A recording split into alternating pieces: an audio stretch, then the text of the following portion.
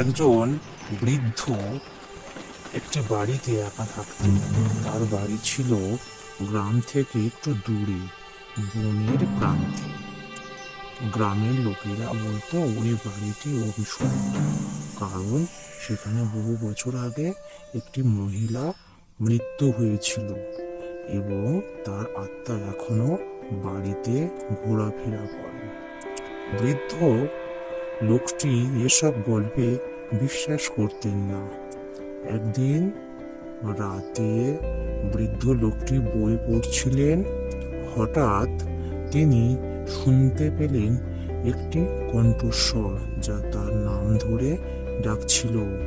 তিনি চারপাশ তাকালেন, কিন্তু কাউকে দেখতে পেল না। কিছুক্ষণ পর আবারও সেই কণ্ঠস্বর শোনা গেল, এবার আরো জোরে। তিনি দরজা খুললেন, কাউকে দেখতে পেল না। কিছু দেখতে না পেলে হঠাৎ বাতাসে একটা ঝাপসা এলো।